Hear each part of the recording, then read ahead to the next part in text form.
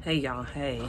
So, I thought I'd come on here and do another pregnancy update. As you can see, I don't know if you can tell, but I'm a little bit along in my pregnancy right now. The nose is starting to spread, even I can tell. But remember that what I'm about to talk about is something that happened prior. I'll drop dates, and the footage has been recorded prior. So back in May, was it May? Yeah, back in May, I went to work. This was the end of the school year. This is when we were getting out. And my job, they got us Jack's. Jack's is like a fast food restaurant down here. And we got a biscuit. It was like a sausage biscuit and it was something else. So I went ahead and I ate the sausage biscuit and everything was going good until I can't remember. It was like around lunchtime. And when I tell you, my stomach started to hurt so bad. Oh my gosh. On top of that, I was like in a cold sweat. I was weak. I was shaking. And these were all the signs of food poisoning. I have been food poisoned before. Most people know when they've been food poisoned. So I was like, well, I could just ride this out, but I'm pregnant and I don't really know what you're supposed to do when you're food poisoned and you're pregnant. So eventually I Googled it, right? And they were like, you need to call your doctor and you probably need to go to the ER. So the whole time I got sick, I was talking to my homegirl at work, and I'm like, I don't know, I'm sick. So she kept coming down and checking on me. And then when I finally Googled, your pregnancy and you think you're pregnant and you think you're food poisoned, it said go to the ER. So I hit her up. I was like, I think I'm gonna have to go to the ER, and then I was telling her, I was like, I think I'm about to throw up. Like, it was taking everything in me not to throw up.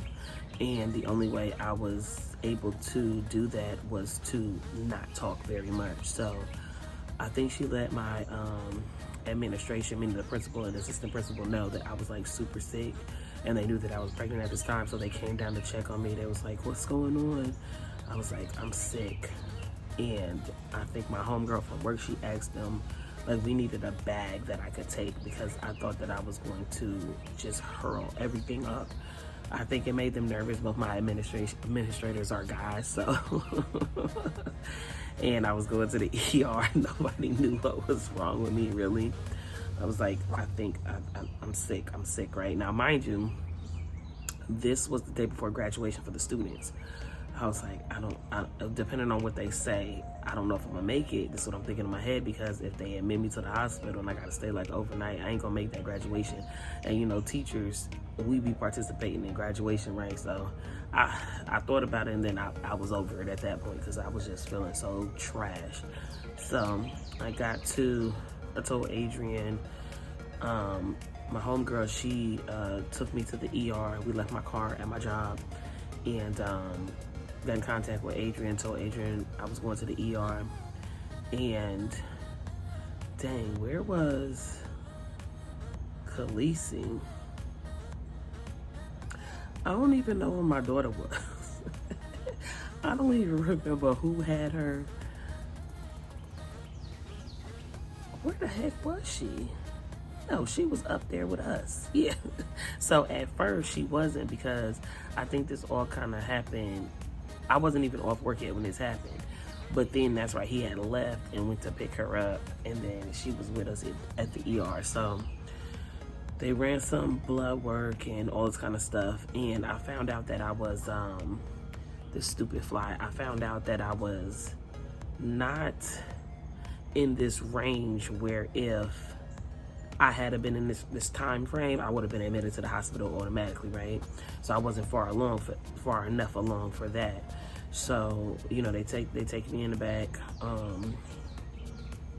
and they just asked me what's going on.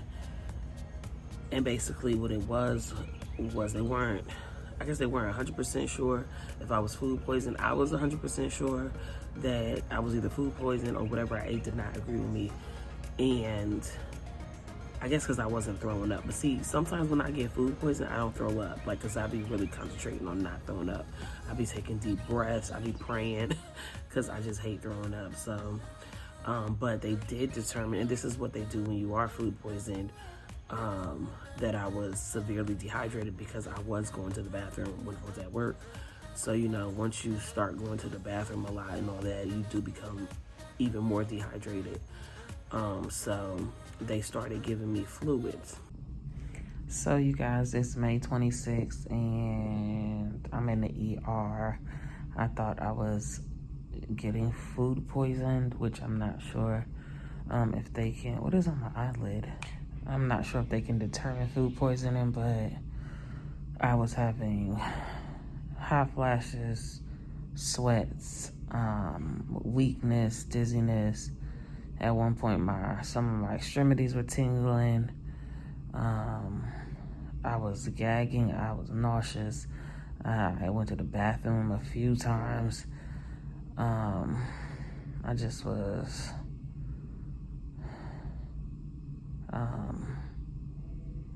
I was super sick. It was hard to walk. But I have found out that I am severely dehydrated. They got me on some fluids. There you go. And apparently I'm gonna need more because the nurse said I was very, very dry. So just getting these fluids in, and I'm pretty tired and pretty cold. I got 2 blankets on.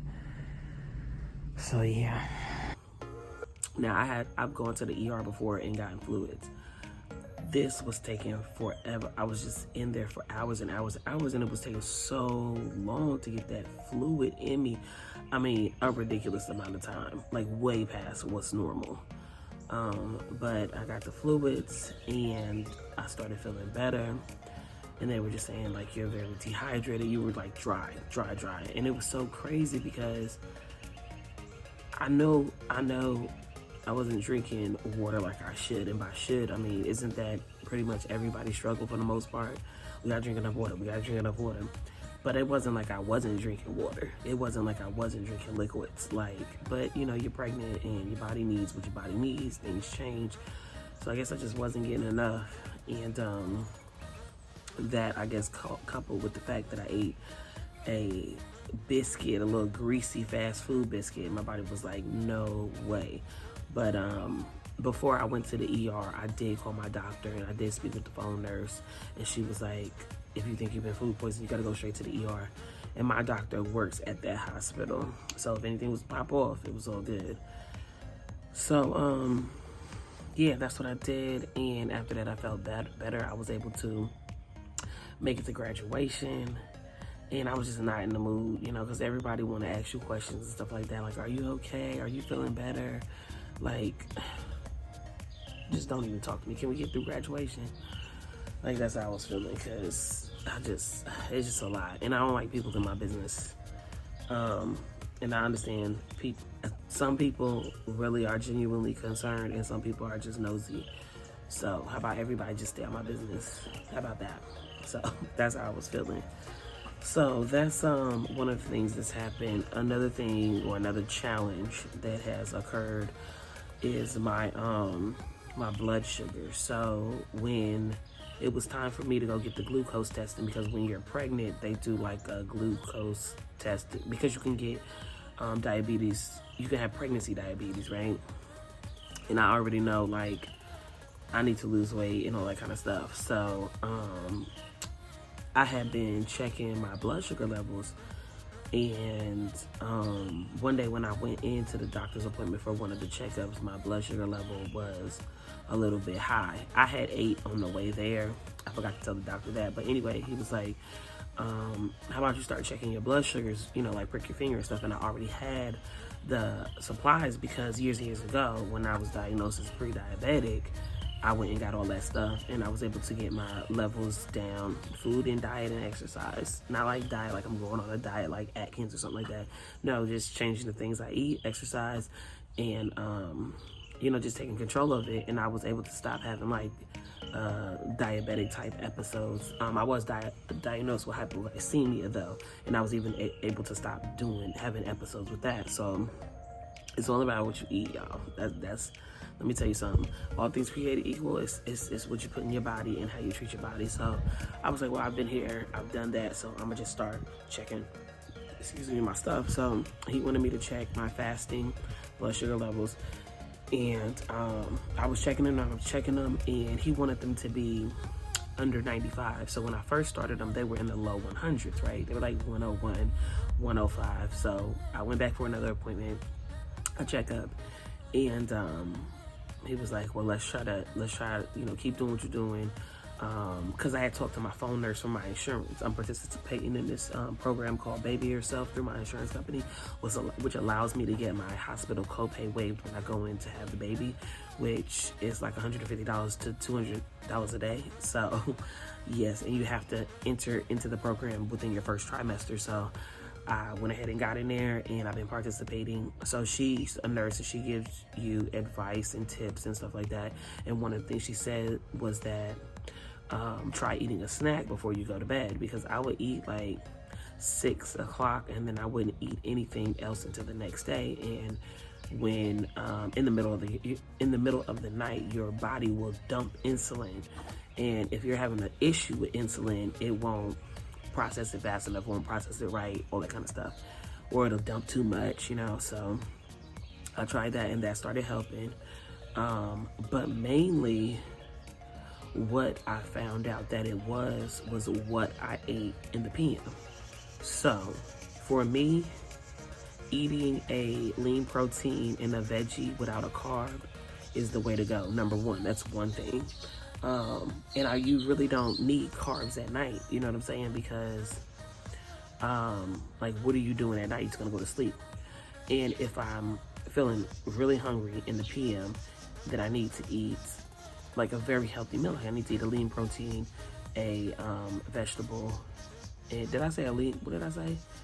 Okay, for me, a lean protein and a vegetable will work most of the time. But if I'm really, really hungry, a lean protein, a vegetable, and a complex carb, like a sweet potato or something like that, that will carry me through the night. And 9 times out of 10, when I wake up in the morning, my fasting blood sugars will be below 95, even in the 80s sometimes, which is really good. So I started, it's like a process. You have to do like trial and error. So I started doing that, figure out what works for me. And at the end of the day, it was about listening to my body, because even sometimes when I ate earlier, if I felt like I was really hungry and I was getting ready to go to bed and I had like some almonds and like a string cheese, when I woke up, my fasting blood sugar levels would be good. Now, when I went back to work, that's where the fasting became a problem, because I wasn't getting enough fasting time. So me going to bed and waking up at 4:30 every morning, I wasn't fasting for enough time, so my blood sugar levels were not getting below where they needed to get below. So they were like, well, if that's the case, then just worry about your 2-hour post, because I was taking my 2-hour post meal, and they want those to be under 120. Every time I took a 2-hour post that I could remember, my blood sugar levels were under 120 every single time. So my fasting is good for after a meal. It was just not my fasting, but my 2-hour post is good, but it was just those fasting. So when I had told my doctor recently that the nurse had said that I didn't have enough time to fast, he was like, yeah, that pretty much makes sense to me. So he wants me to do my 2-hour post.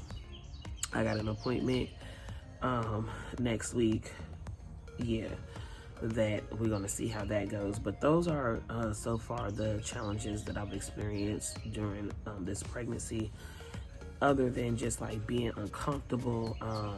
Pelvic pressure, I have a lot of pelvic pressure, and they say that you will have that the second time around, or after multiple pregnancies, after your first pregnancy, because everything, it has more elasticity. So whereas everything was so tight when I had the first baby, when I had Khaleesi, now everything, like, what I'm saying, it's been stretched, it's gone back, but it easily stretches now.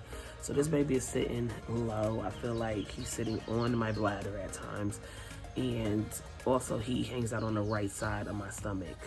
And they said that's due to how, things, the placenta and everything formed. But sleeping is becoming a challenge. as it does in the third trimester. Laying on your side, that's the only way like you can sleep. Of course you can't lay on your stomach, and when you lay on your back, you produce or you get less blood circulating, so there's less oxygen, which is not safe for you or the baby. So you have to lay on your side. But laying on your side, you feel like your stomach is hanging, so you have to get the pillow, prop your stomach up. It's just a whole thing. And I toss and turn at night a lot because of how low he's sitting. I have to go to the bathroom a lot. I'm hot at night. Like, it's just, you know, things that aren't too serious. But the most serious thing is the blood sugar levels, which I've been working at maintaining. So other than that, that's about it. I have worked out a couple of times. Is it a couple or a few? Maybe a few times in the third trimester. I have become extremely lazy, and I don't know. It's just hard. I be so tired. Like I said, I get up every day at 4:30, go to work, deal with other people's kids. And then come home. By the time we get home, it's 4:30-ish. Within an hour, somebody's cooking dinner, and not long after that, like, Khalees is getting a bath, and everybody going to bed. 4:30 is a rough time. It's, like, basically in the middle of a sleep cycle for me, so... But it is September, y'all. I'm due 10/21 again, and that's all I can say. Okay. So anyway, I want to thank you guys for tuning in, and until next time, people, peace.